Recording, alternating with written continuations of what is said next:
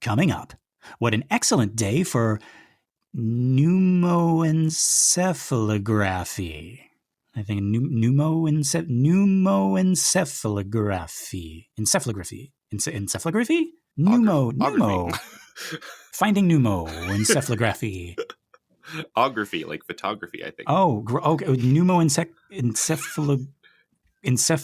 It's an A though. Oh yeah, graphy. Like photography, yeah. Photography.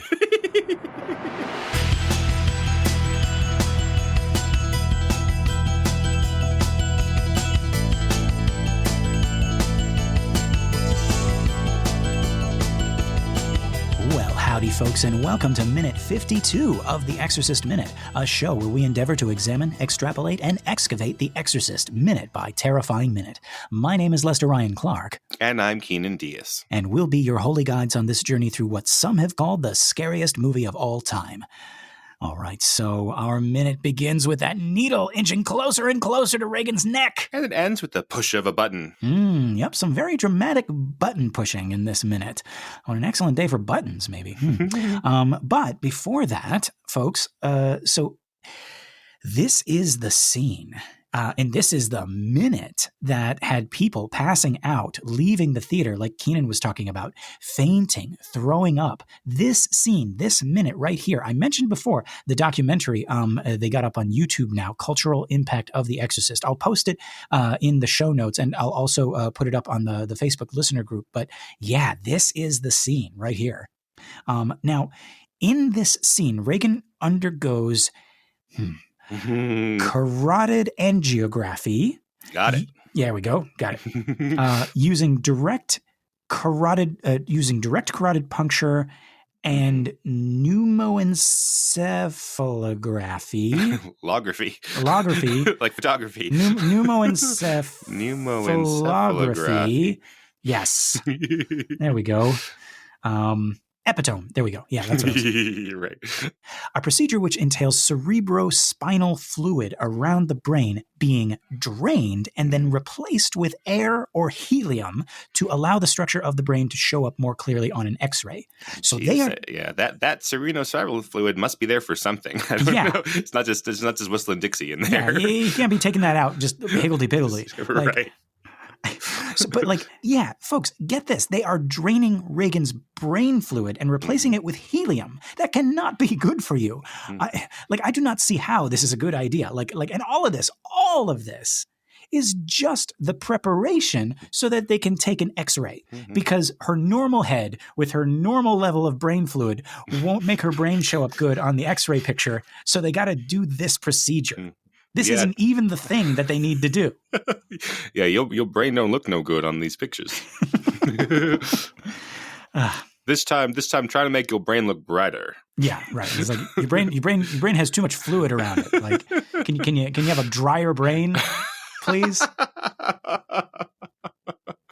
gonna have to go in there and blow your head up like a balloon. Yeah, like the Macy's Thanksgiving Day parade of brains. Oh God.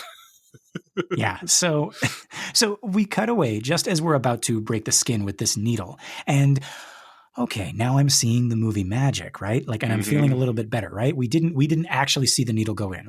We cut away, right? And this puncture wound you're seeing is not really a puncture wound, that is makeup, I'm sure. Right. Yes, right.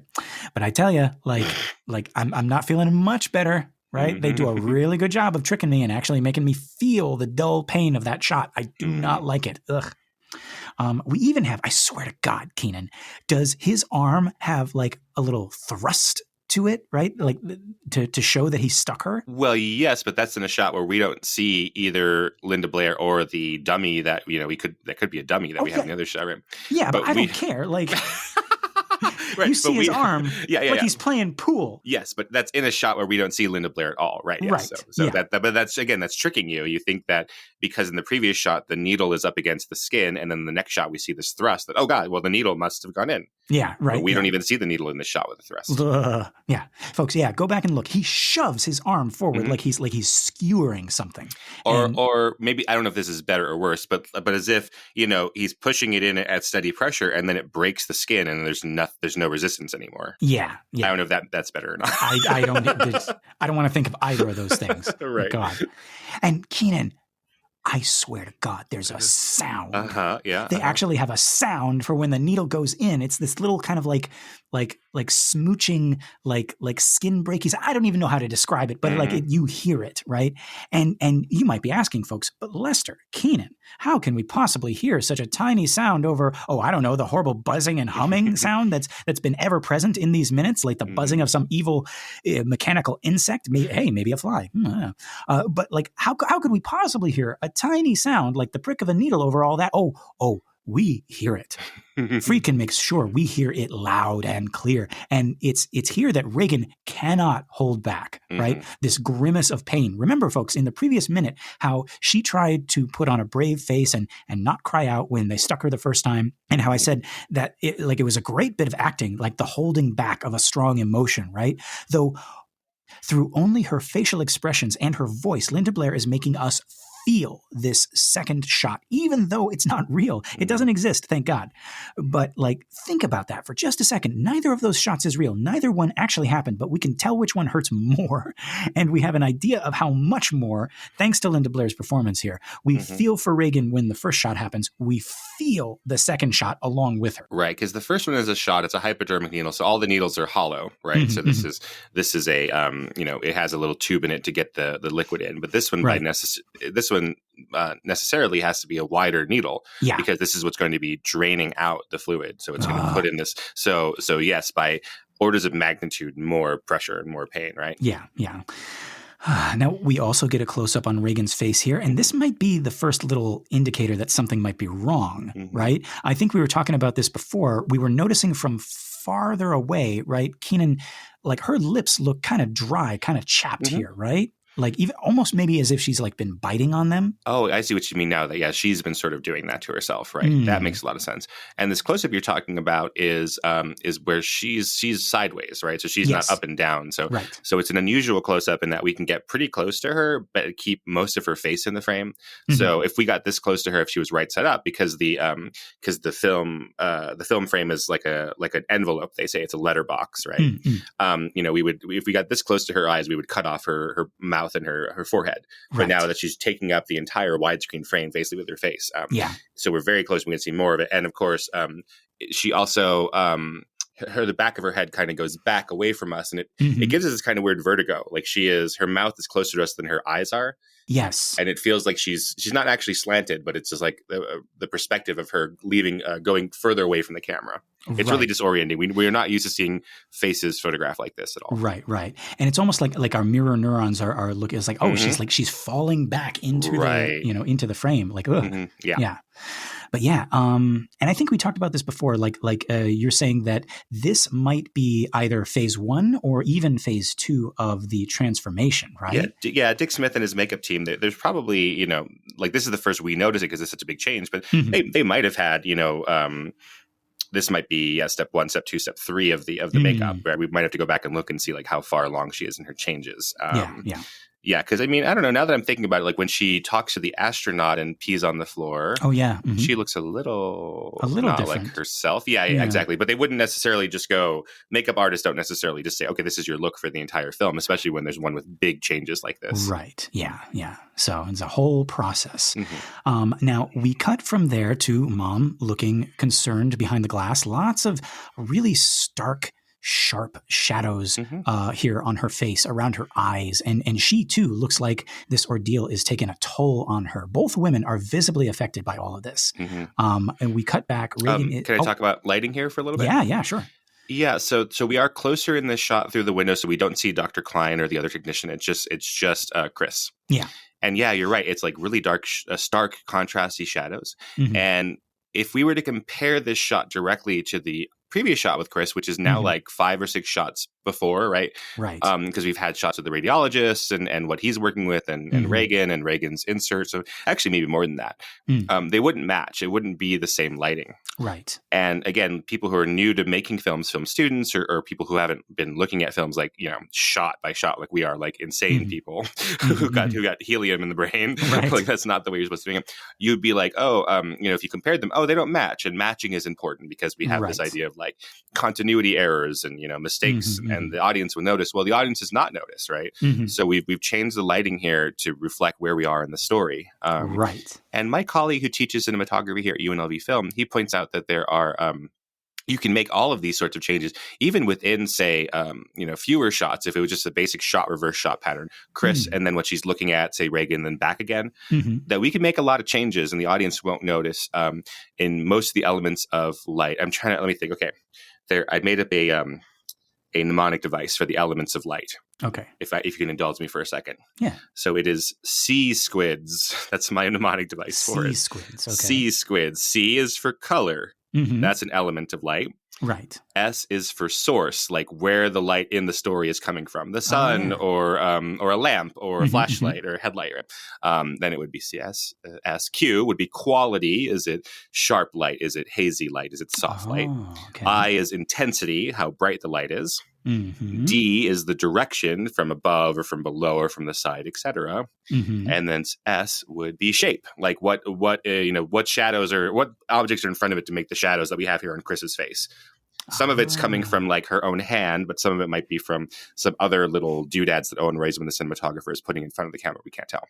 Interesting. So that's SQUIDS. That's my mnemonic device. I give it all to you. Okay, yes, folks. We've had we have had some people commenting on how they like your little delvings into like cinematography and film history and like the language of cinema and everything like that. So it's like awesome. I hope so. We're not going to stop doing it. So I hope you like. That's the only way I know how to do this. Right? Little film class here. This is great. So SQUIDS. So my colleague, Carl Ulrich, who teaches cinematography here, says you could change all of them except for color and the audience will not notice. So if we came back and the light on Chris's face were blue or pink, we would go, whoa, that doesn't match. Right. But the direction of the light here is different. The quality of the light here is different. The shape on her face is different. It's more intense. Like all of that has shifted from the last time we saw Chris. Wow. But we just read it emotionally, right? We're just caught up in the emotional story that we're telling. Right. Same place. Yeah, now she looks different, but we don't know why necessarily. Oh, I love that. That is really, really cool. Thank you, Kynan. Thank you, Carl Ulrich. That's my mnemonic device. I should. If I were a real professor, I would write it down and publish it and patent it. And I'd get royalties or something, I guess. Well, it's on the Exorcist Minute forever. So if anybody comes out with some kind of like, sea squid sounding like, like ocean octopus or something like that. Oh, there might be a better coming one after than octopus, yes. Yeah. But, okay, so we cut back and Reagan is doing her best to keep it all together, right? Like we as the audience are doing our best. And I got to say, folks, we've been doing pretty good. Everybody pause this now and give yourself a little pat on the back, right? Like we have all been so brave in this doctor visit. We have done so well. Yeah, we never puked once. Never once, right? Not yet. Knock on wood, right? Okay, welcome back. Kynan, do we have to do the rest of this? Yeah, we got to do the rest of it. We were only 15 seconds into the minute. God damn it. Okay. All right. Okay, so in the next shot, the doc removes the cap from the little needle that's stuck in Reagan's neck, and suddenly, quietly, no music, her neck starts spouting blood from the puncture wound made by the needle, and it's traveling through the needle and shooting up and out onto the blanket in this arc, in these rhythmic spurts. The whole time, the doc is just holding the needle in place. This is the worst of both worlds, because usually, like, you gush blood after, like, the thing is removed, but no, it's like still in there, right? He didn't remove the needle, and we're still gushing blood. It's still in there. His stupid gloved hand is just holding it there. I can feel it in my neck right now. I hate this so much. And the fact that and the fact that this is all quiet. Like I said, there's no music. There's no reminder that this is a movie. Like in all the places we would need a reminder that this is just a movie. No reminder, right? Right. A lot of times with like bloody scenes like these, we have all this like fanfare, all of this spectacle, or some like music kicks in or some people gasp, right? And it's so common now that it's sort of like calms us, right? It kind of like the way a doctor is like, hey, isn't this weird? Like this is going to feel cold and sticky and wet, right? Like the music does that. It's like, hey, isn't this funny? Like somebody's like, like carotid artery is punctured and there's spraying blood all over the place. Isn't this a kooky movie, right? What an effect. What a special effect we're looking at, right? Exactly. This is a real special effect, right? Yeah. Like, yeah, it's really strange. Yeah, you're right. Because like, it's good for Regan that she's able to hold it together. You know, it's good for herself and her mother. But if there were dialogue here, it might relieve us a little bit of this pressure, right? She's right. like, Mama, you know, and then Mama's up going, oh, Rags or whatever. Like it would put us back in movie mode. And this is more like we're watching footage from a real procedure. Exactly, right? It tells me that I'm watching a fiction, right? You go back and you watch an action movie where, like, admittedly, much worse stuff could be happening, right? People getting stabbed, people getting shot, people getting, like, blown up, right? Crushed under something, right? Set on fire, right? In those, like those big battles, like in in those, like, big you battles. Almost said LOTR out loud, like a nerd. Like a nerd. LOTR, Lord of the Rings. Yes. Wait, so it would be TROTK, the Return of the King. Yeah. Loader Trock. Loader Trotic. I think you'll find it's pronounced Loader Trotic. And that comes right after Loader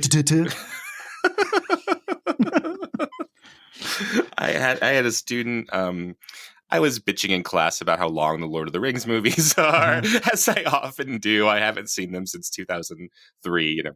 So I'm sure I'm being unfair to them. And I said, oh, it's like a 9-hour. Oh, I remember what it was. We were talking about where denouements are in movies, right? The resolution period. And we're like, you know, a lot of times it's really short. We saw Rocky, and the denouement is incredibly short. The fight is over, and then Apollo is like, you know, I'm not going to let you have a rematch here. I did this, and Rocky's like, there's going to be no rematch. And we see Paulie like, hey, I'm with Rocky. I'm his buddy. And then Adrian comes in, and they announce that Apollo Creed is won. And then Adrian and Rocky say they love each other, and that's all within like 60 seconds is the entire ending of the movie, and it's incredibly fast. And then someone was talking about in the Lord of the Rings, like half an hour. Yeah. Right. But I was like, yeah, and to be fair to the Lord, I guess I was being nice. I was being nice to the Lord of the Rings, you guys. To be nice, I was like, well, you know, yes, the half-hour denouement or resolution period at the end of Return of the King, you know, it's very long, but to, you know, in its favor is like, it's not really a 3-hour movie. It's a 9-hour movie. So it's like half an hour for a 9-hour movie. Right. Right. And my student was like, they're really 12-hour movies, because that's how these nerds are. Because you have to watch the extended edition or you haven't seen the film. Ugh, who has the time? Folks, I love Lord of the Rings. I'm listening to the Lord of the Rings Minute. You should go and listen to the Lord of the Rings Minute right now. Right. How many minutes is that? That's a lot of minutes. Hey, that you know, like any long car ride you got, any, like when you're cleaning the house, or, you know, like just trying to get to sleep at night, like listen to those minutes. Yeah. Just if you want to go to sleep, put on a Lord of the Rings. That's not what I meant. No. I like to make fun because they are. I feel like, you know, when we were kids, and if you were a Lord of the Rings fan before, it was cool, I'm sure, right? Yes.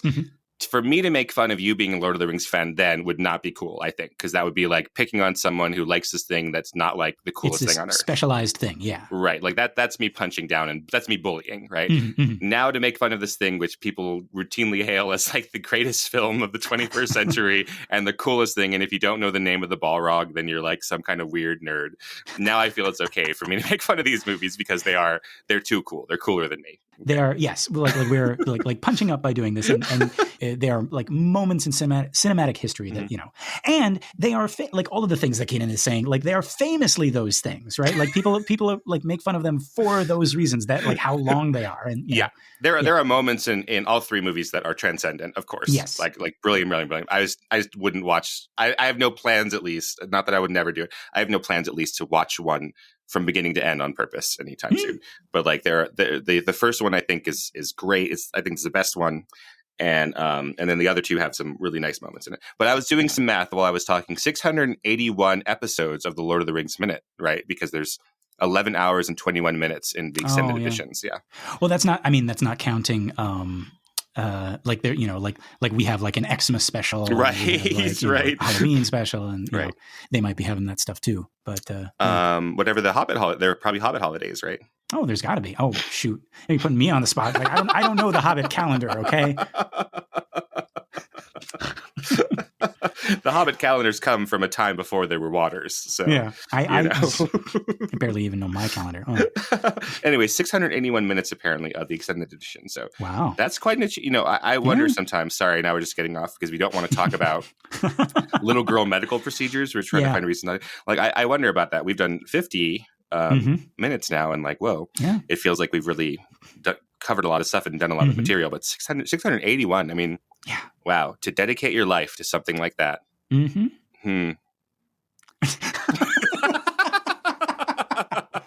No, I thought there was going to be more, but it's like I tried to think of something nice. No, but like that's a whole lot of material that I've. Once that team is done with that, are they already done with it? I believe I don't know. I'm going to have to go to. Oh gosh, I'm on the spot now. That's okay. It's not your show. I think they actually are. I think they got done with Return of the King. I think they're into like the Rings of Power now. Oh wow. Oh, so they're. Oh wow. Whoa, geez, yeah. So that's so much stuff. So well, no, really, hats off to them. I'm being jokey about it. That's no, that is, and it like to what Kynan is saying. Like I think they're also like all of them are doing other things too. Oh yeah. So like, who the fuck are we to talk? Like this is the thing that we're doing, right? Yeah, like, we haven't quit our day jobs to do that stuff yet. So everybody else, like, and that's like true of the Star Wars Minute too. And like of other people, they're like, oh yeah, this is one of our shows, and you can find out. I was like, how do you guys do all that stuff? That's insane. And that's another thing. Like, I think it's okay to make fun of Star Wars people because it's the coolest thing, but I don't think it's okay to make fun of Star Trek people. Does that sound right? You know what? Interesting. What do you think about that? I've never thought about it, but bullying someone for being a Star Trek fan doesn't sound fun at all. That sounds really mean. Maybe because it's still a little bit niche. It's still a little bit like, and maybe that's how Star Trek fans would want it, right? They don't want to be like we're not sellouts. We're not like like popcorn entertainment. We're some serious stuff. I don't know. Even though I've never seen a single episode of Star Trek, I know all of the sure. Kind of to counter what you're saying, Kynan, like it is so popular that I know all of the things without like having seen an episode. Yeah, who Geordi and Data are, and yeah.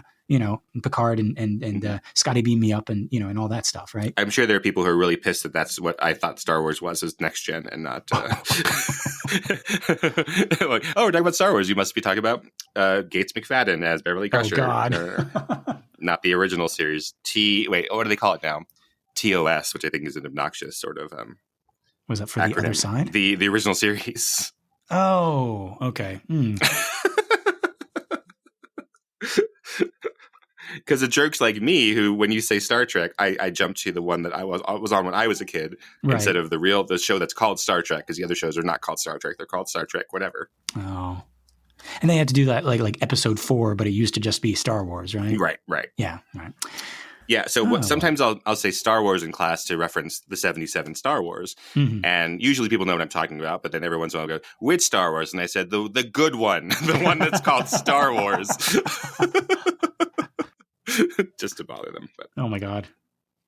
Any listeners of the Star Wars Minute or the Lord of the Rings Minute or the Star Trek Minute, if there is one, or Marvel Movie Minute, Andy, feel free to shit all over The Exorcist too.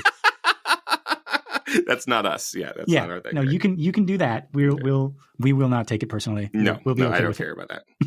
That's fine. If you're gonna if you need a specific thing in The Exorcist, shit all over Friedkin, please. Yeah. Anyway. But yeah, so like what I was saying. Oh yeah, where were we? Yeah. No. Okay, so I was comparing like the violence and the gore to like those big battles in like Lord of the Rings or Star Wars, right? Like bodies are flying left and right, and we don't even bat an eye, right? Like even in the realm of horror, right? Let's compare this blood to that of any Jason movie or Freddy movie or Michael Myers. Right? Oh yeah, Michael Myers.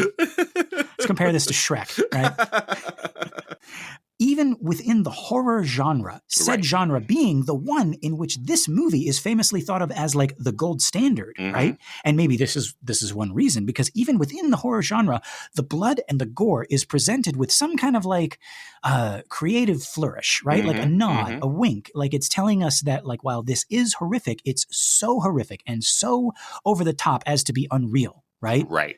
But like this scene right here, this quiet scene, well, like quiet as a room can be with like noisy, humming, outdated machinery, but like this scene, by not calling attention, by not having Reagan scream, by not having mom faint, which is what I would do, by not having like mom gasp, like is 1,000 times worse than any Freddy or Jason kill. Not only because there's no fanfare, but also because it is put in a normal setting. Like you might not meet Freddy or Jason walking down the street, but at some point you're going to go to the doctors. Oh God, that's so or true. The dentist, or the eye doctor, or the ear doctor, and they might stick needles in you. And like, remember, as a kid, you were afraid of the doctor because the doctor gives you shots, and the adults tried to cure you of that later. You were right. You were right this whole fucking time, and this movie is telling you that. We were talking a couple of weeks ago, because this again is the second medical sequence. So we were talking a couple of weeks ago about 10% of people admit to having needle phobia, right? Right.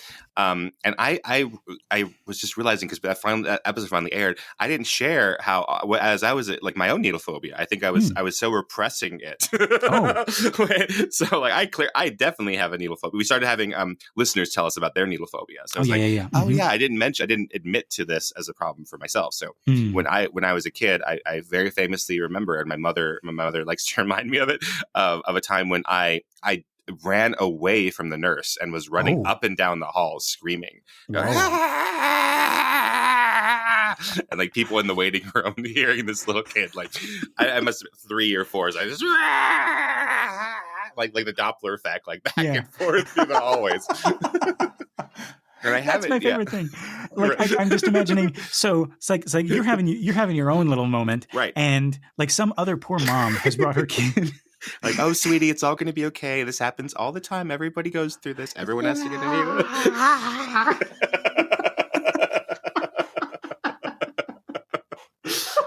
Yeah, and then I guess I've never gotten over it.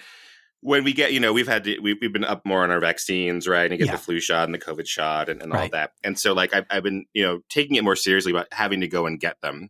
Yeah. And then sitting there. And I, for myself, I've learned like, okay, don't look at it.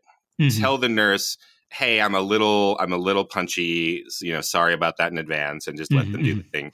And, I've gotten a little bit better at it. But recently I was doing, I was trying to be nice, and there was I got an email about a study, like a gay male health study. Like we were looking for like STIs and stuff like that. And I'm like, great. I know I don't have any STIs. This would be really helpful to them to see a baseline or what have you. Right. And it was like a $50 gift card. But anyway, it's like so I had to swab the back of my throat and I had to give them like a tiny amount of blood, right? And I had to give them a tiny amount of blood, and so I had to poke myself with it. And it took me hours. I was sitting there trying to poke myself with one tiny little thing in my needle, and I couldn't do it. Have you had you have this trouble too, trying to poke yourself with it? I've never had to do that. Yeah, it's really tiny. It looks just like a push pin size thing, and you break it apart, and you're supposed to dip your finger. I think this is what you do for 23andMe. Okay. Maybe I should have lied and told you it was for 23andMe and not an STI test, but But anyway, so I was like, I'm trying to do this good thing for science, right? For science and for the gay community, great. Right. So I'm trying to dip this thing into me, and I'm like, okay, I'm not going to look, and I'm just going to do it. Sink yourself into psych yourself into doing it. And I couldn't do it. Wow. And I'm like, oh God, I've been wasting like an entire afternoon trying to trick myself. So I finally call my mother and I say, I need to come over.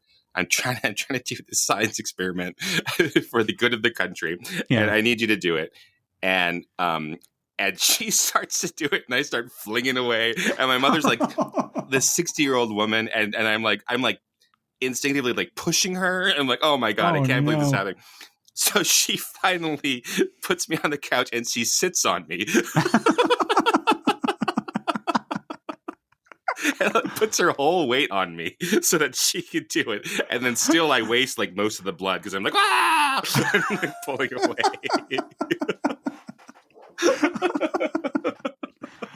Oh my God. And then a couple months later we were on vacation, in like a family vacation. We'd gone home to Hawaii and stuff. And I don't know, medical stuff had come up, and she says, well, you're really squeamish. And I'm like, me? Like I couldn't really like, and she's like, what? I'm like, oh, right, where you had to tackle me. That's Right. You had to take my blood under duress against my will. So I could get a gift card, a $50 Target gift card or whatever it was, which I didn't tell them. I said, this is for science. This is for... Oh, okay.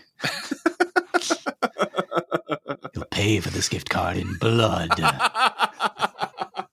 Hey, it was nice. They wrote back and like, you don't have any STIs. I'm like, great. And they're like, here, awesome. You've done a wonderful thing for... I was like, I know, but you did a wonderful thing for everybody. Here's your $50 gift card. Awesome. Wow. They had no idea how long it took me. And how I might have like instinctively cold cocked my mother, like I was completely not in control of my body. Oh my God. I mean, you say that, Kynan, and I'm laughing and I apologize, but no, like I don't, like you asked me if I've ever had to stick myself. I have not. Right. And I'm thinking about it right now. I don't think I would be able to. I would have to have somebody else do it. Yeah. And I think that's like a human thing, a phenomenon. It's like, unless you're like really used to it. But like even I think actually it's weird that we're talking about this, but like Friedkin talks about, not Friedkin, Blatty, in what he calls his sequel book to this, like the second book, right? Legion. Which just so we haven't talked about Legion yet, but so the people at home might know that as the Exorcist 3 movie. Right. Yeah. So The Exorcist 3, the film, is based on Blatty's book Legion, right? Which is supposed to be like a sequel of The Exorcist. So it's, I guess, in his mind, it's The Exorcist 2, right? But yeah. But in that, like that one stars Kinderman, and Kinderman is talking about like this burn victim, and he's talking about like trying to wrap his head around it. And he talks to like one of his assistant detectives, and he's like, "Have you ever tried to like hold your thumb over a lighter? Like, have you ever tried to hold your thumb or like press like put your thumb on a frying pan, like when it's when it's burning hot?" And he's like, "Try it. You won't be able to do it. You won't be able to stay there for long. You will. Your body will instinctivily pull away." Right. And I think it's that idea. He's trying to like impress upon us like how painful it is to to be burning alive, right? Because you have no control. You can't like step out of that, Right.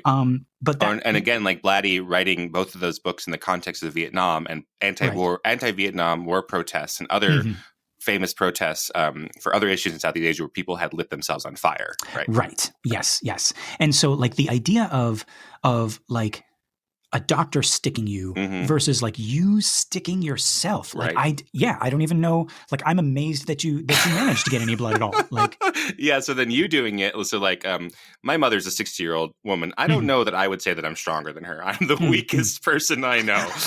Certainly my little sister is stronger than me. My boyfriend is stronger than me. I don't know who is stronger than you in your life that you would get to do that. Like your brother maybe, but honestly, I don't know. Right.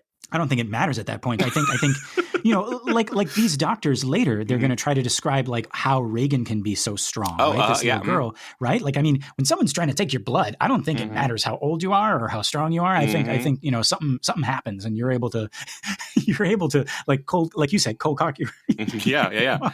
It felt like I was really close. Yeah.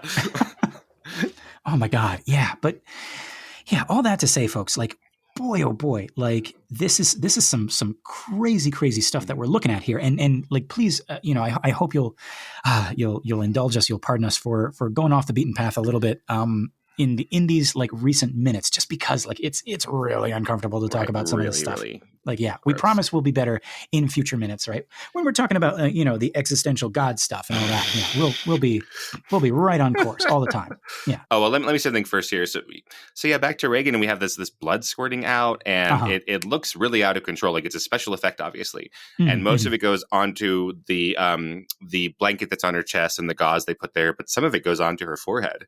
Like it goes the opposite direction. It's like, oh God, that's really out of control. And then think about Linda Blair, feeling that, and it's probably not warm like blood, it's probably cold like sage blood, like that reaction. And then something else that kind of helps with that sometimes with like that Freddy Krueger blood that you're talking about, or I don't mean literally Freddy, but like let's say the bad imitators of Freddy Krueger, like that blood is often really fake looking because it's so red. It doesn't look right. And here, bright red. Really bright red, right? And when blood comes out of you, often it's very bright red.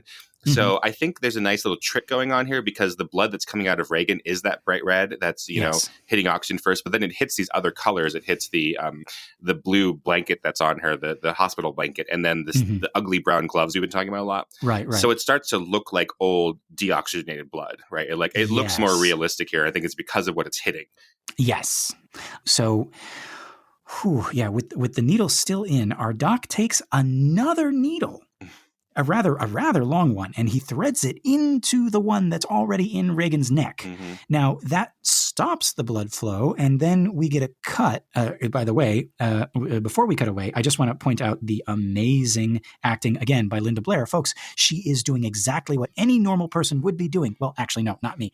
I would be gone. I would have fainted long before this, right? But what I'm saying is that she is doing this thing where she's very quiet. Again, with the quietness of this scene, she's very quiet. She's holding back a lot, which again is hard to do well as an actor because how do you hold back nothing, right? But it looks like she's holding back tears, holding back screams, holding back everything and trying to put on this brave face. And again, the complexity of like, okay, Linda, I want you to play brave, but not just brave with a whole bunch of barely contained pain and fear behind it. Action, right? Like it's insane. It's just like just this little bit where she's trying to put on a good face for these doctors, for mom, while this horrible stuff is being done to her. But yeah, we cut from her face to mom's face. And I was again surprised and touched when you do these things frame by frame, folks, like second by second, rewinding, pausing, you still remember things wrong. So when the time came to write the notes on Ellen Burstyn's like expression here, I was all ready to talk about like the shock and the horror on her face. But no, this next shot breaks your heart. We go so fast from horror and revulsion to heartbreak. Our mirror neurons are getting whiplash. Like, I want to sue Friedkin for soft tissue damage of my mirror neurons, right? Emotional whiplash, because like now we're looking at mom and folks, they are doing their best to make it look scary with the lighting and all the German expressionist shadows. But like, despite that, her love for her daughter and her consequent heartbreak, like at what is happening right now, shines through, pierces us, just like a needle. And suddenly our hearts are breaking too, because also, folks, we have info that mom doesn't. We know that all of this is pointless. And seeing that heartbreak and that little like sliver of hope right on mom's face that maybe this procedure is helping.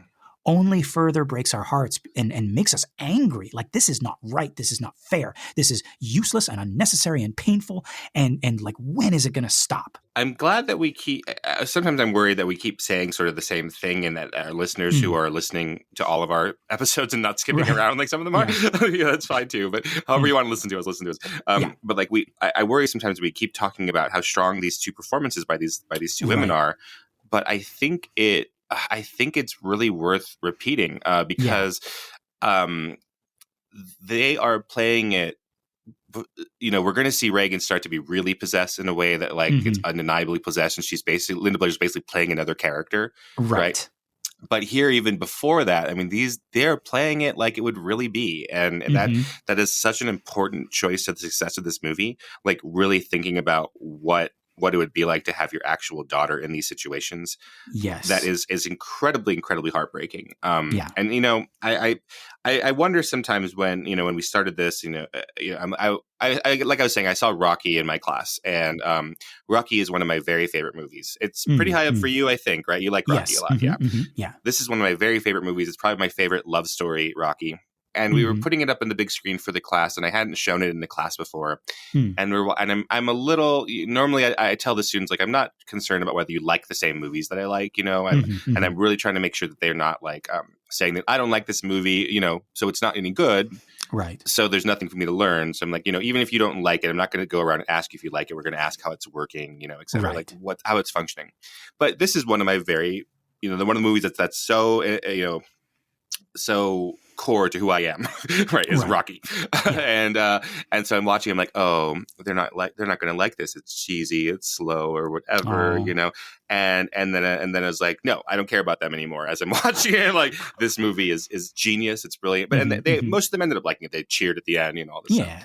And so when we started this, I'm like, I remember this Ellen Burstyn performance as being one of the best performances I've seen in a movie. Am I just, is that like, where's that coming from? Is it just you build it up over decades of thinking that, and then I haven't seen this movie since the like 2010, I guess, when it was in theaters at Halloween. I'm like, is it as good as I remember? And yes, it really is. Like she is incredibly, incredibly honest and vulnerable, right? I mean, this is just something else. This is beyond what is necessary, right, for a quote unquote horror movie. Right. It's like a real performance. Like they've made a decision that we're going to be in a real family drama. And sorry, I'm just that's no information that any of you need. That's no analysis that the movie's really good. But like, I was really struck this week looking at the batches of minutes that we're looking at and being like, this performance is maybe not even just as good as I remember it, but maybe better than I remember it. This is an exceptional job she does. Yeah. And I mean, like, sorry, that was just me fanboying over this movie that I'm going to spend a couple months on in my life. I'm just fanboying over it. But I mean, folks, I mean, like, and Kynan, like, you got me who, like, admittedly, this is the only Ellen Burstyn movie I've seen, right? So, like, if you're worried, it was like, is this objective? Is this subjective? Like, I'm here to tell you, like, your co-host, like, no, this is a brilliant performance. And folks, yeah, again, like Kynan said, like, we apologize if we do sound like a couple of broken records. Like, we just can't stop gushing. Hey, much like Reagan's neck.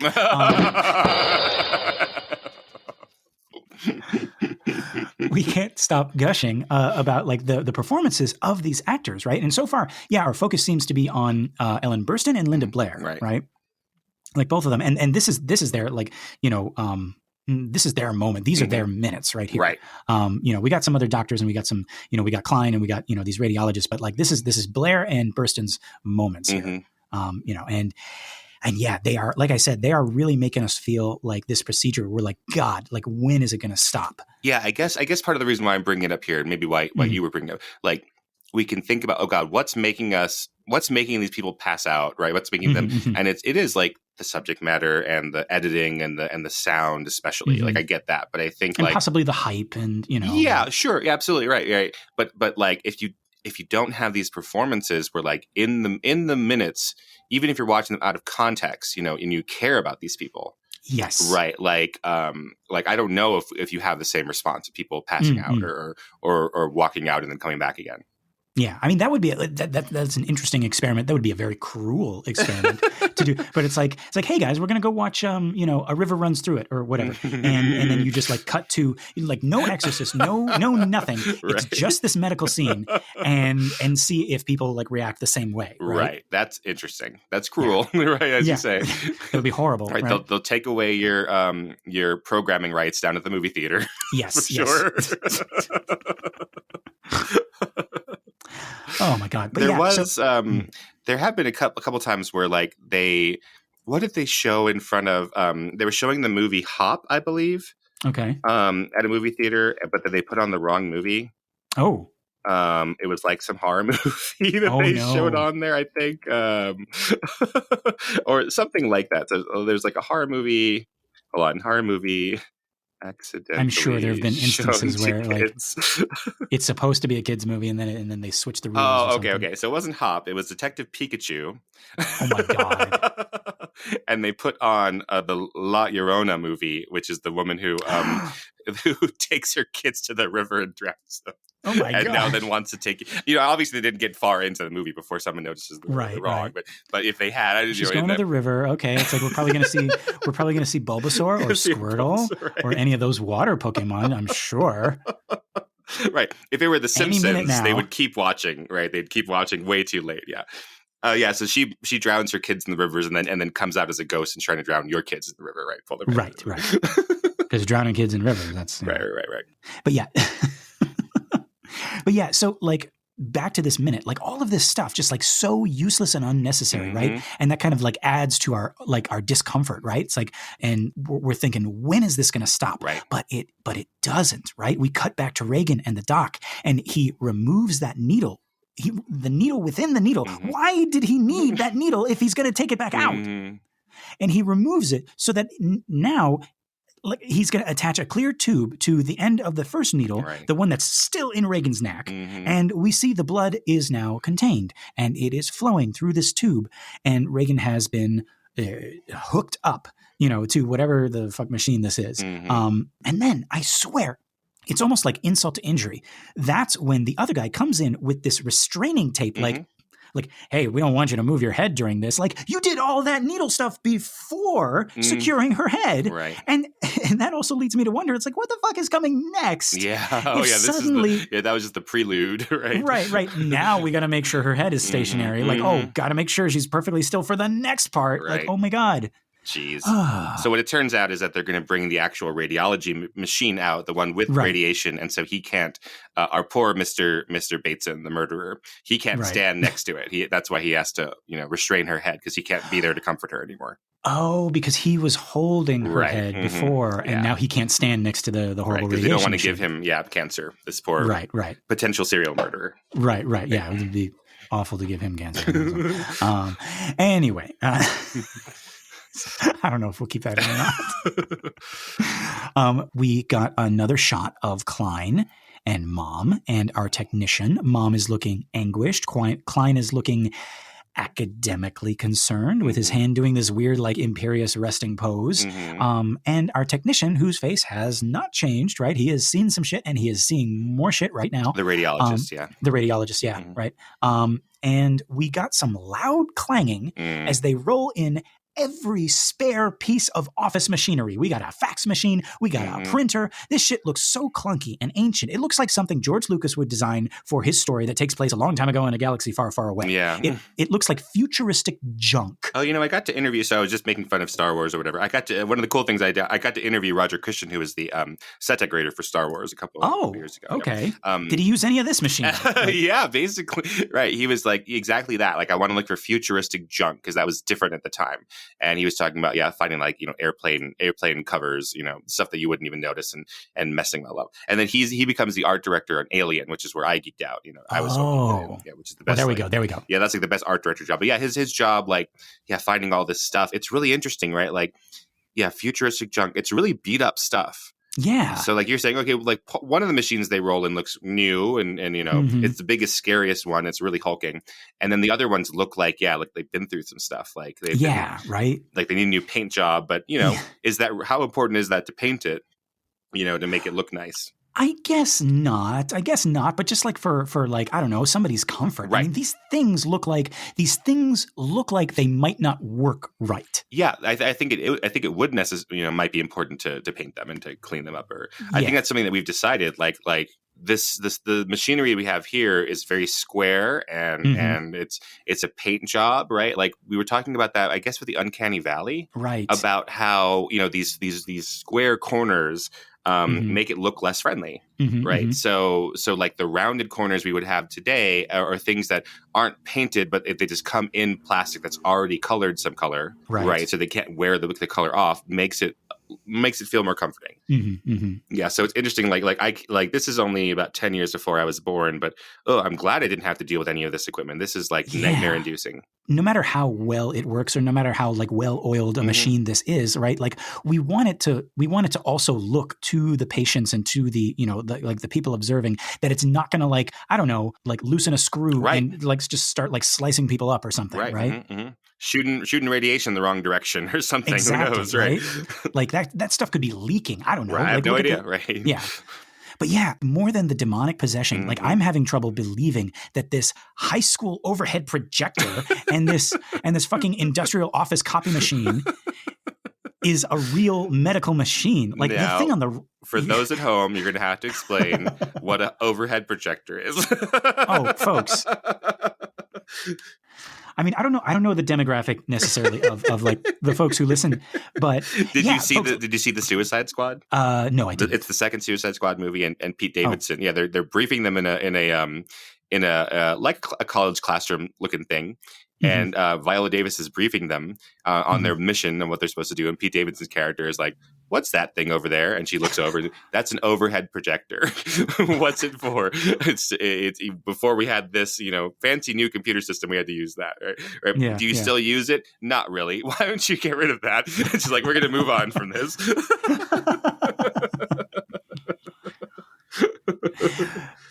But yeah, younger listeners, just Google like overhead projector. Like it's the thing that before we had, projectors to project like movies onto walls or screens, like in the classroom, you would bring in this like big clunky like thing, and it would be on a tray with wheels, like this big like boxy tray with wheels, and you just like wheel it in. And it was always, I don't know, Kynan, like I always had like good memories, fond memories. Like anytime the teacher wheeled this thing, it's like, ooh, like we're going to see like a movie or something like that, right? For class. But your transparencies, they had to be black and white, and then at some point they started having color transparencies, and you thought it was the coolest thing. Yeah, but the teachers would have to fight over who got to use the color transparency machine. Right, because there's always in every school, right? This says something about school funding right here. But like in every school, there's always like one, right? And it's like it's our turn. We're gonna watch, A River Runs Through It or whatever.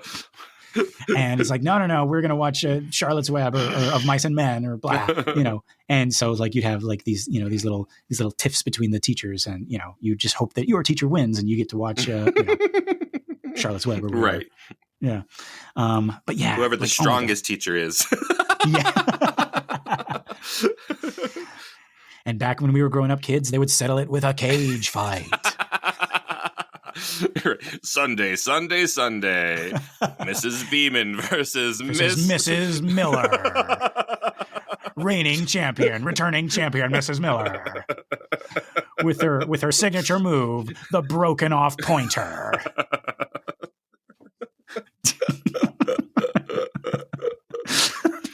I did like that.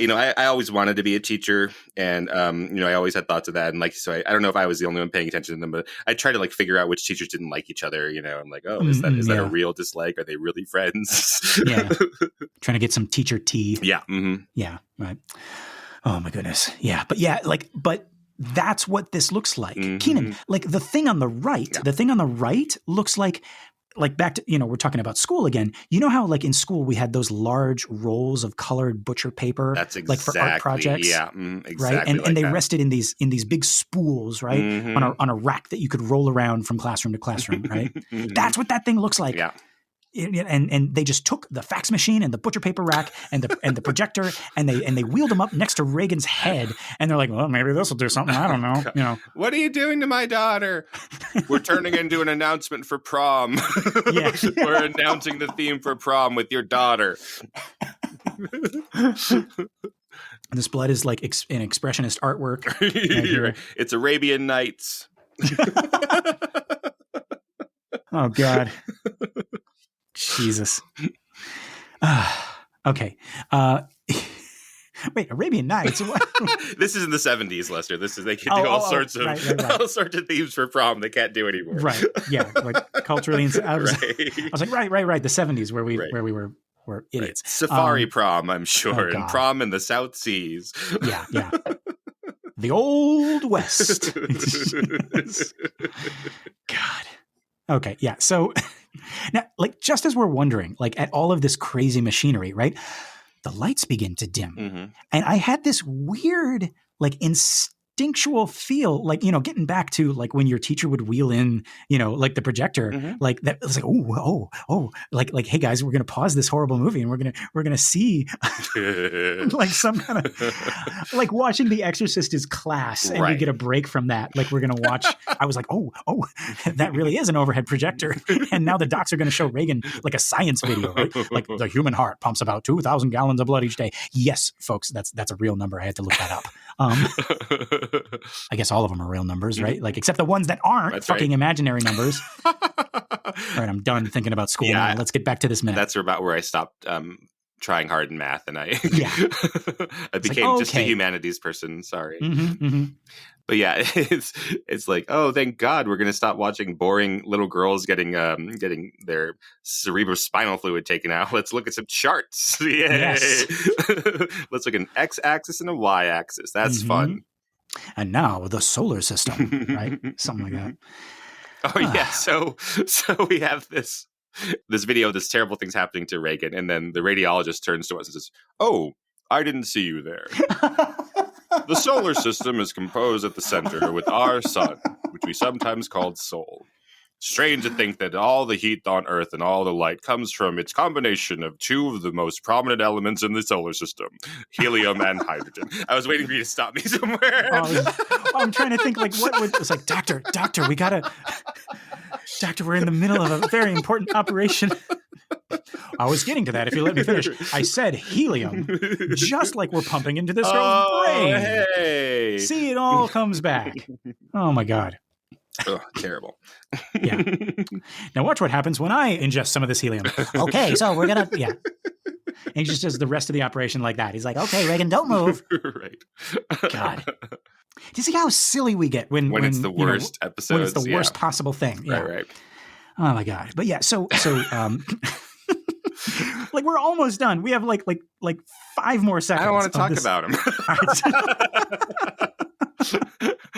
I want to be like, hey, 90s kids, remember high school? That's much more interesting than watching this poor girl get her fluid that fluid must do something. It needs to be in there. It needs to be inside, right? It's not like blood that you can just kind of like, higgledy-piggledy, just, kind of, like let loose. Right, doctor, sometimes. She has too much blood. Yeah. Like it's 1700s. That's your problem, madam. Your daughter has too much blood. Mm-hmm, mm-hmm. But yeah, so the dimming of the lights here, it focuses our attention. Mm-hmm. I like the effectiveness of this, right? Like it's a thing happening in the real world, but it also like focuses our attention on Reagan's face, right? Just naturally. And we cut to a close-up of her face, and it almost seems as if this part of the ordeal is going to be like, less stressful, right? The lights are low. The noise has changed. It's this weird, like thresholdy, liminal feeling, right? Like we're being set up for something that's about to happen. Again, like the start of a projected movie or something, right? Yeah, there's red light on her face. Yeah. And we're brought in real close to Reagan's face. And folks, if you look, her face is bathed in this red light, and on her forehead, Kynan, do you see on her forehead? Of course. Now I see. Yes. On her forehead, folks, is a cross.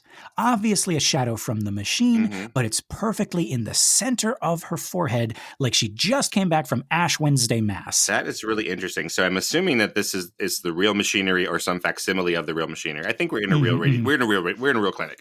So I don't think that they brought in, fake machinery or something, but maybe.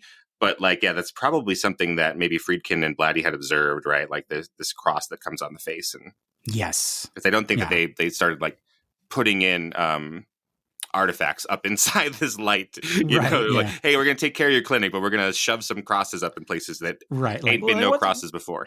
Yeah, what's going to happen if we insert this cross into this like highly radioactive machine? Right? Like, I was talking about the shape of light before. And often they'll use what's called a cookie, which is it's short for Kookalura. I don't know why that's so it's short for Kookalura. So it's a cookie, Kookie. But so it's like this. Imagine it's not made of cardboard. Imagine this board, this really thin board that you've cut like holes in it to your own specifications. And the idea is you put it in front of a light and it looks like it's coming through bushes or leaves or something like that. So there's different kinds of cookies. And so they will occasionally like craft something like this. It's like, some kind of shape in it to make a shadow like that. That's sort of some kind of like cookie. But I don't think that's what's going on here. Right. But I didn't want to say like, it looks like a cookie and then just move on. Well, I mean, it could look like a cookie. It could also look like like a communion host. Right. Exactly. Because it's got that little, it's the little cross in there, right? Right. But yeah, like, so folks, I mentioned Ash Wednesday, and Ash Wednesday is like, I'm gonna explain Ash Wednesday to fans of The Exorcist. Like I know what I'm talking about.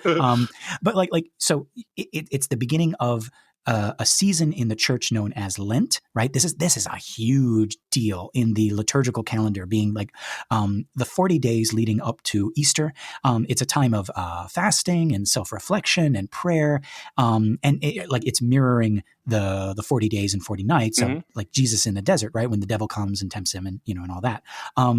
And actually, by the time this episode drops, if my math is right, which it sometimes isn't, if we remain on schedule, then y'all should be right in the middle of Lent right now, smack in the middle, like as you're listening to this.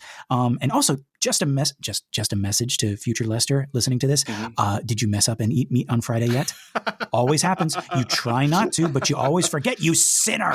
This is what happens when they let up on you Catholics. If there was no meat every Friday, you would not forget. But they're like, oh, I'll leave it up to you. Try not to eat meat on Fridays, but certainly not on Friday of Lent Friday, right? No. Right.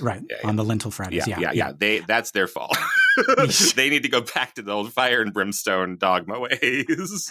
Give them an inch, give us an inch, and I remember growing up. I was best friends with a kid whose parents were the musical directors of our church, and I was staying over at their house, and this was during Lent, and we accidentally had meat. Like it had like snacks or something like in the fridge. It was like pizza rolls or something like that, right? And it was on Friday during Lent, and we went to like our friend's dad, and our friend's dad was like, buddy, that is the least of God's concerns. I think you're okay. Right. So even today, like even, modern Catholics are like, like of all the things God's worried about, like you doing or not doing, I think eating, like accidentally having like a pepperoni on Friday on Lent, I think is, I think you're all right. Right. So it's what's inside and not like your outward acts. I'm skeptical. Well, it's what's inside, like your blood and your guts, right? Except when they're not inside, except when they're shooting out. That must be that must be a Simpsons thing. I have Lenny's voice in my head, put it back in. It's supposed to be on the inside. Yeah. The red stuff goes on the inside. Yeah. Like any jelly donut. Ugh. Yeah, this poor girl. Yeah, seriously. But yeah, so yeah, back to this minute. We got 5 seconds to go on this thing. All right, I brought up Lent because like Ash Wednesday and like, you would go to church and you would get a little cross on your forehead, right? A little ash cross, right? Much like Reagan has in this shot, right? Wouldn't it be cool if from this day right here to the end of the film, it was like 40 days, like in the world of the film, I mean, like I guess we could look it up, but how do we figure that out? Because well, the book actually is very clear about the start and end dates of the story. The book begins on April Fool's Day. That's like why Chris thinks that Reagan is like messing around with the noises in the attic. Oh, okay. And it ends on Mother's Day. Okay. So let's say, hang on. It's April 1st to May 14th. That's 43 days. Well, yeah, maybe. Well, Mother's Day varies though. That's right. Yeah. So you might be on a 40 days. Yeah. But God, that seems like such a short time for all of this to be happening, right? Like we think this is like a year at least, right? Right. Or something like that. Plus in the movie, it's like Halloween at some point. Yeah, for sure. It's Halloween on that day where she first sees Father Karras. Right. She's walking and tubular bells is happening. Yes. And the it's autumn and the leaves are falling, right? So at least in the movie it's telling us that it's Halloween, right? Mm-hmm. Yeah. So yeah, like we're not going to figure this out. It doesn't match up. Oh well, whatever. That's interesting. Like Mother's Day for the book. I mean, that's symbolic and really nice for both Damien and I guess it's not nice for Damien, but it's like that's really interesting for Damien and for Reagan that it's on Mother's Day. Right. Yes. The movie, of course, looks so great with fall and winter looks, right? That's what that just feels right because we're dealing with a medium of images rather than ideas. Yeah. So now the last 3 seconds of this minute, we got someone saying hook up. And we get this little montage of action here. We got someone flipping a switch. We got a mechanical piston thingy counting down milliliters. I noticed it's like they're milliliters. Is that the helium that's going in? Oh, I hope so. I hope it's not the blood going down. That's what I assumed it was, and you're probably right. Yeah. Do you measure gas in liters too? Usually cubic millimeters. Okay, all right. So maybe that's what's going on, right? And then we got a hand clutching one of those remote. I don't know if it's a remote because it has a wire. Yeah, that would still be remote. So early remote controls had wires. Remote just meant remote didn't mean through lasers back then. It just meant distance. Okay, all right. So like actual remote. Right. Okay, yeah. So yeah, it like this weird button activated machine starter button thing, right? Like it's a machine. It's a machine that starts it's a button that starts the machine, but it's like disconnected from the machine or connected, but like remotely. Right. Remote. Yeah, remote. There we go. Right. Yeah. And he like the hand like thumbs down the button and that is where our minute ends. Mm-hmm. I would love to read to you now that we're near the end of this Yes. harrowing sequence of all of this all of this Talking stuff about the happening harrowing of to her. hell. Right? This is quite hell, yeah. Yeah.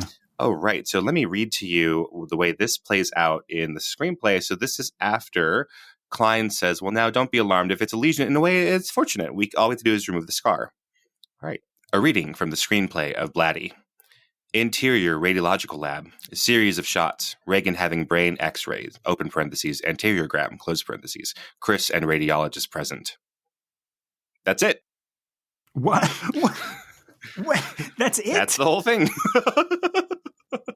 Folks, that I am again and again surprised by the starkness and the minimalisticness of screenplays and scripts. Right. When you especially scenes like this where every shot, every frame, every angle, every object, every actor's face, everything is burned into our brains, and then we read the script that it came from, and it's so devoid of all of that stuff. Right. Reagan having brain x-rayed. And then we move on.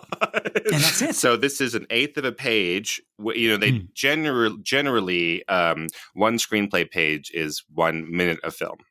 Right. And that's the rule of thumb they use. Everyone knows that doesn't quite lay out. If it's more dialogue, it's more pages than screen time because people talk faster than that. And if it's more action, I was always wondering about that because then you have really long shots of Jack Nicholson in The Shining just staring out the window, and it's it takes a whole minute, and it's what is that page on the screen and he's looking, and he's really looking, and he's still looking, and we gotta fill this page full of words talking about him looking. So it's a rule of thumb that people in the industry know does not really work, but it's the best they have. There's no better version of that.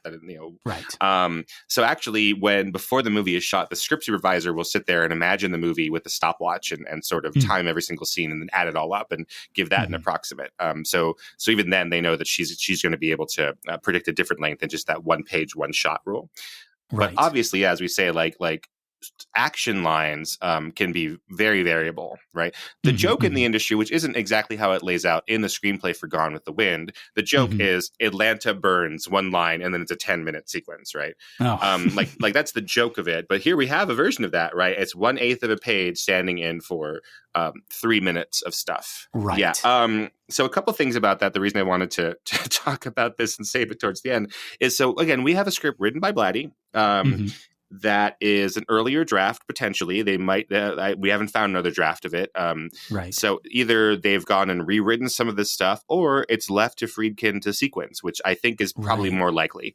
Yes. What we've read so far is Blatty and Friedkin going and seeing some of these procedures, Friedkin then going into the weeds and talking to the technicians and really trying to figure out what it is, and then casting those technicians and basically being okay, let's do what we would do if Reagan were a real child, right? So it seems to me that this is an area where Blatty wasn't sure what this would look like, which is fair. Before he's able to do his movie research, right? Because in a book you could just say, oh, they came back from when Reagan had her brain x-rayed, right? Right. And sort of leaving that to Friedkin a little bit, right? Blatty is the writer of the book, the writer of the screenplay, and the producer. And here he's it looks to me basically sort of trusting Friedkin to come up with something. Right. Yes. And then, as Friedkin is well, we're going to make a 3.5 minute section of this. Blatty's saying, yeah, I'm sort of in support of that. Right. Yeah. Wow. Yeah. And yet remember that, folks, and again, it's one of those kind of I guess, people who, are a little bit less familiar with the film process or the acting process or the filmmaking process or the script writing process, right? You might have it in your head. I certainly did. When I was starting out, that it's oh yeah, you just follow what it says on the script, right? And all of that stuff, all of that amazing stuff that we see in movies in the final product is, that must have been in the script already. And that just kind of highlights, the talents of these actors, of these directors, of these cinematographers, right? Like all of these people putting in extra stuff, like it's that wasn't there in the script. I think that's really amazing. Yeah, that's a little bit beyond the scope of our talk here. Maybe we'll come back to it as we look at some more Blatty's script. But a screenplay is very different from a novel, and the screenwriter has to. Sometimes they say it's like the blueprint for the script. That's the best metaphor that I've found. And then there are changes when you are going into contracting, right? When you're actually going and making the building, there are changes that have to be made necessarily. And then the blueprint doesn't include things like the interior design, like the way it feels and where you're, the colors and the textures. That's completely different. That's the best metaphor I can find. I don't think it's exactly correct because, as we say, like here we have cinematographer, editor, director, actors making up whole wings, right? Adding an extra three minutes, like adding an add-on to the building without consulting the architect. That's a limit to that metaphor, but it's the closest I've been able to see. That's about right. Yeah. Wow. Gosh. Whew. Folks, that is all of my notes. Kynan, how about you? Is there anything we missed? I think let's get away from these medical things. This is our last one, I believe. Out of this hospital, yeah. I think we still have a couple of like hospital-y stuff, but it's like Reagan is not there. Okay, right? Good. It's just we're looking at some X-rays later on. So yeah, poor little girl. The X-rays that we just did. Oh, hey, there we go. Yeah, we have two doctors. It's like, yeah, sure looks like a brain up there. That's good. Yeah, she still got the brain inside, even though she got Mrs. Wilson's skeleton in there somehow. Looks like Reagan's brain. Looks like our brain has been replaced by some kind of like spongy gray substance. It doesn't look like there's enough brain fluid in there. Like who took all this brain fluid out? That's Kynan. Is brain fluid like self-regenerating? Let's hope so. It better be. It's not like windshield fluid where they have to put some more in. Like, yeah, that's, I just, we're almost done. We're almost done with this minute. But now I'm thinking it's like, wait, do they have to put it back in or does her body just make more? Like, and where does the helium go? I don't know. The helium that's in there. Yeah, now that I think about it, because they put that tube in and they're taking that fluid out of her. Is it to put it back in? I don't know. Or is it just to be clean? Because they don't take my advice of just letting it all slough around on the floor. Just let themselves off easy. But yeah, like presumably society tells you should suck up all the fluids that come out of your patients and put it somewhere. But that's the man telling you what to do. Did they give it to Reagan in a little jar? It's like, hey, this was in and around your brain. Like, there you go. But no, okay, now I have. Yeah, where does the questions. helium go? Your body doesn't like naturally synthesize helium, I suppose. Right. They have to take the helium back out. Right? These are good questions for any of our medical community folks. Anybody listening now? I'm just like thinking like they what's the word? Excuse her from they discharge her from the doctor's office, and she's just walking around and she's like floating because like her head's still full of helium. Like what? Jeez. Like, it seems, Mrs. McNeil, that your daughter has enough helium in her brain for a birthday party, a quinceañera, and a bat mitzvah. That's your problem right there. Didn't she just have a birthday party? I mean, looks like from this scan that her father didn't call her on her birthday. You can see here in the sad child lobe of the brain. Oh, that's not going anywhere. That's gonna leave some memories. Yeah. Oh, the sad child part of the brain. That falls off in adulthood. Yeah. It just hangs around by the collarbone, Ew. Oh, right. Well, okay, we're done. We're done here. Yes, we are done. Folks, this has been another excellent and very gross Exorcist Minute. I have been Lester Ryan Clark. You can find me on all the socials as Lester Ryan Clark. And I've been Kynan Diaz, and you can find me on Instagram and Letterboxd as Howdy Kynan. Yes, and we have a Facebook page for the show, The Exorcist Minute, so like and follow for updates there. And we have a listener group. It's called Compelling Conversations. Come and join us, and you'll be in here with us, right? You can chat with other fans. You can post memes and interact with us. Lastly, if you like our show, the best thing you can do is to leave a 5-star review for the podcast. And, that's good for podcasts that are just starting out, right? And that'll help us reach more people and, we can keep growing this cool community. Whew. All right. Kynan, I think that's it. Are you thinking what I'm thinking? I think I am, Lester. All right. Folks, until next time. The power of helium compels you.